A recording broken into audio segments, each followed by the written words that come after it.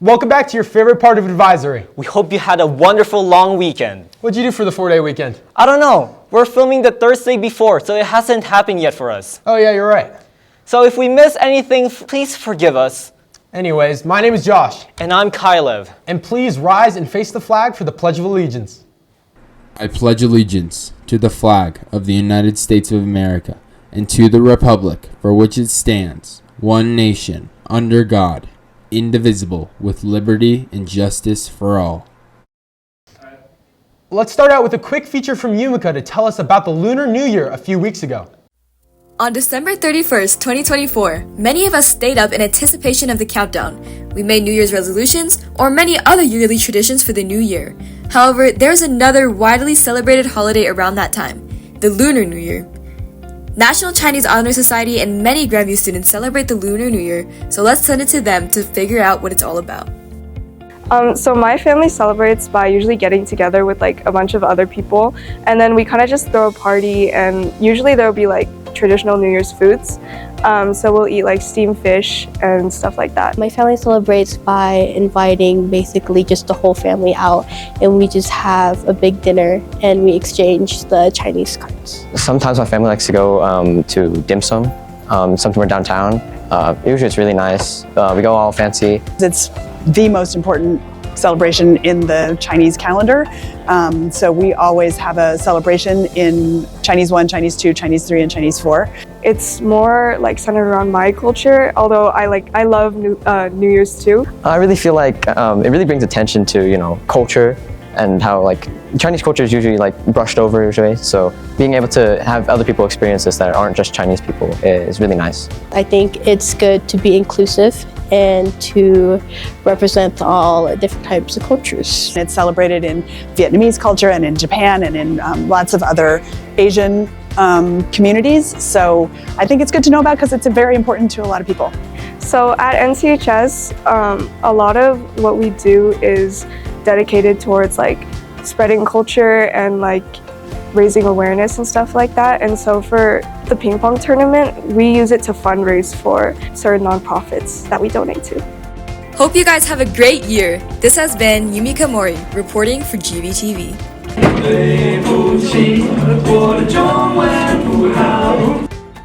We're a little late, but happy Lunar New Year's, everyone. Yeah, just like 3 weeks late. Better late than ever.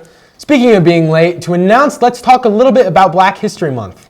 Black History Month is a time to honor and celebrate the achievements, culture, and history of African Americans. It began as a week-long observance in 1926, created by historian Carter G. Woodson, and later expanded to a month in 1976. Throughout February, we reflect on the contributions of Black individuals across all sectors of society, recognizing both the struggles and triumphs that have shaped its nation's history. Chinese Club has a meeting this Friday. It's a collab with Asian Unity Club, so you better not miss out. Go to U121 right after school and have some fun. Fashion Club meets every Monday after school in U304. If you're interested in fashion design, stop by next week. Dream Week is not too far away. Let's send it to leadership again to tell us about it again. Hi, I'm Becca. I work for Dream on 3. I am a program coordinator, so I help plan all of our fun activities for our kiddos. So Dream on 3 is a nonprofit organization that strives to make VIP sports dreams come true for kids and young adults ages 5 to 21 with any life-altering condition. Hi, I'm Emma, your student body, social media, and communications officer. Hi, I'm Ava. I'm the senior class vice president. Matthew is our kid that we are working with this year for Dream Week. He loves gymnastics, and he has this thing called Matthew's Way, which is his way of doing gymnastics at home. And basically, we are working with him to make his dream come true. And he also loves ramen noodles, me too, Taylor Swift, and Paw Patrol, specifically Chase. So a couple fun facts about him. Matthew's dream is to go to a VIP collegiate gymnastics meet, which we will be working and raising money for him towards. Yeah, and then Dream Week has lots of events to go to, including Pep Assembly, where Matthew will be attending on March 5th. And we also have other events like dodgeball and please attend Mr. Grandview on Monday. Matthew is 11. He lives in Parker, Colorado, so super close. And he is 11 and is living with cerebral palsy and an intellectual disorder.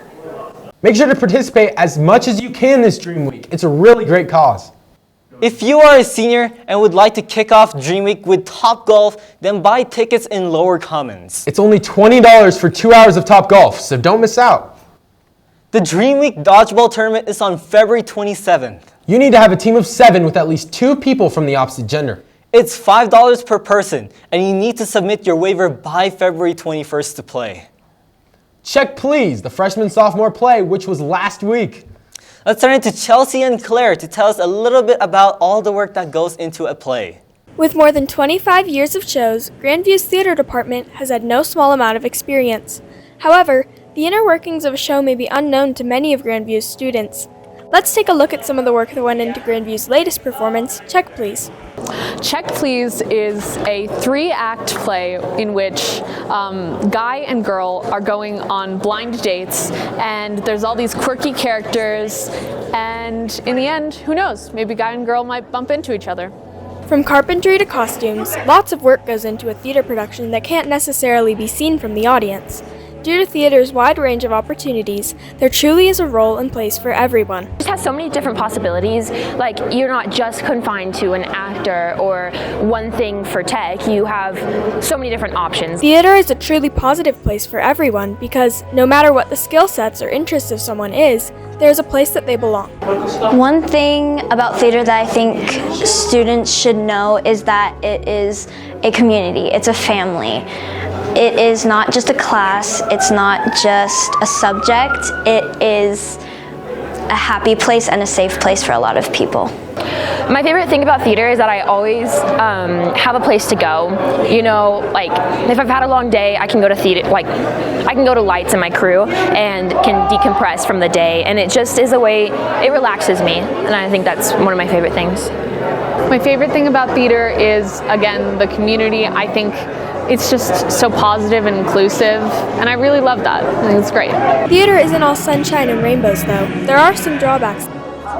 I think that the most challenging thing about theater is making sure everything goes right, you know? Because it's up to you and your crewmates and the people you work with to make sure that everything works out and that everything looks good, you know?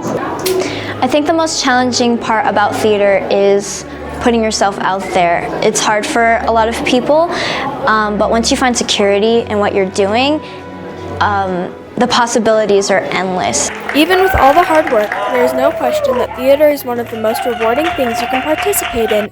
This is Chelsea and Claire signing off for GVTV. If any of these seem cool, you can audition for the next play. What is the next one? It's called Holes, based on the book by Louis Sachar. I read that book. It's so good. Yeah, auditions are tonight. Anyone from a freshman to a senior can audition.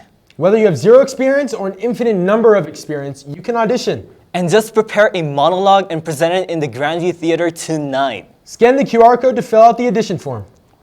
Before we move on, I just want to share some news with all of you. What's that?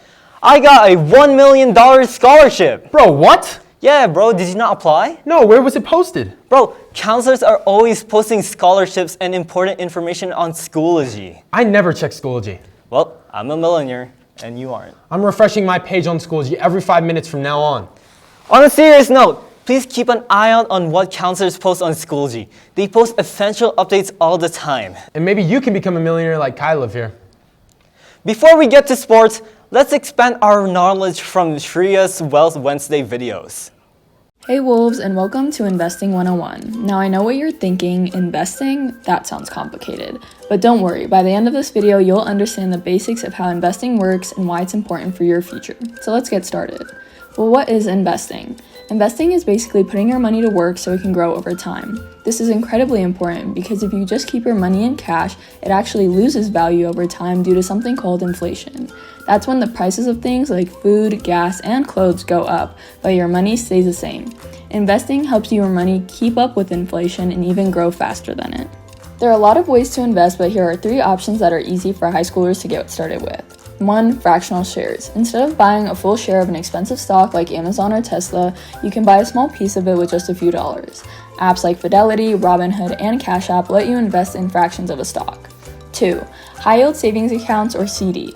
If you're not quite ready for the stock market, you can still grow your money by putting it in a high-yield savings account or a certificate of deposit. These are super low risk and can help you save for bigger investments later. And 3. Index funds and ETFs let you invest in many companies at once instead of just one.